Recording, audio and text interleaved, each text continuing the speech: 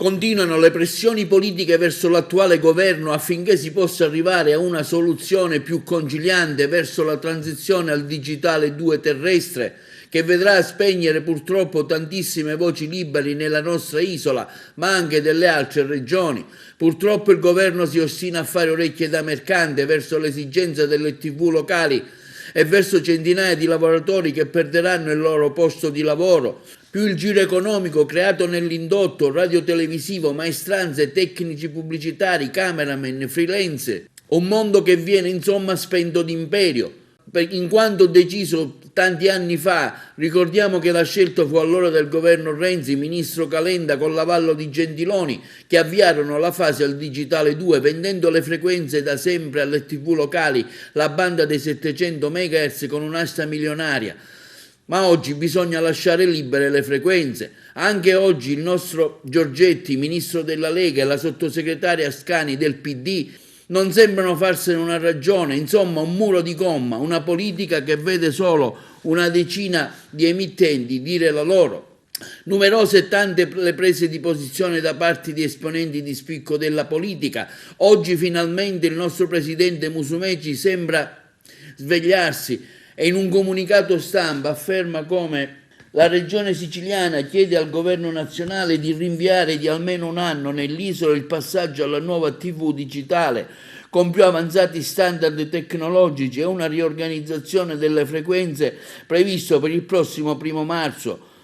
Mi sono fatto personalmente portavoce, afferma il governatore della Sicilia Musumeci, presso il Ministero dello Sviluppo Economico, dell'esigenza di aprire un tavolo tecnico. Il passaggio verso nuovi standard è inevitabile, ma nell'interesse di tutti è necessario allo stesso tempo garantire ai cittadini la possibilità di adeguarsi tecnologicamente alle emittenti e di essere in grado di continuare a operare. Nella proposta al governo nazionale Musumeci sottolinea come ad andare incontro a ulteriori difficoltà saranno proprio tante emittenti televisive siciliane che già operano in contesti economici e sociali particolarmente delicati, continuando a rappresentare il punto di riferimento per l'informazione nello specifico territorio e garantendo una stabile occupazione per centinaia di giornalisti e specialisti locali.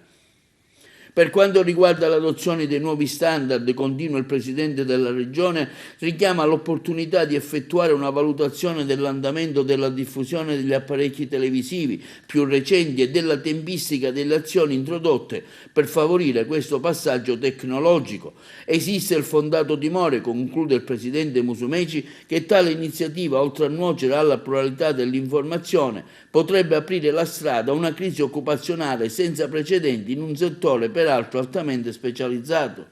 Così come anche Forza Italia, il gruppo parlamentare a Roma, si esprime con quanto scritto e fatto in questi giorni dalla parlamentare siciliana componente della Commissione Bilancio Prestigiacomo, che afferma come salviamo le emittenti televisive private, il governo e le forze politiche facciano fronte comune affinché l'informazione libera e indipendente prosegua senza la spada di Damocle penda sulla loro testa. Molte delle televisioni private del paese nei prossimi mesi rischiano la chiusura a causa delle limitazioni di bande e dei costi esorbitanti per accedervi. Il Parlamento sta esaminando il milleproroghe a tutela del diritto dell'informazione. Fare in modo che questo provvedimento entri nel merito della questione e garantisca nel tempo l'Agcom possa intervenire con lungimiranza e coerenza. In gioco c'è uno dei principi democratici più importanti, così come il lavoro di migliaia di operatori del settore, donne e uomini. Intanto proprio oggi inizia lo sciopero della fame Pino Magnaci, storica emittente di Partinico, che vedrà spegnere il suo segnale per il taglio delle frequenze. Una manifestazione è stata indetta da un gruppo di editori siciliani che al momento sono a Roma a protestare per il prossimo mercoledì, tra questi anche uno storico editore come Sebi Roccaro.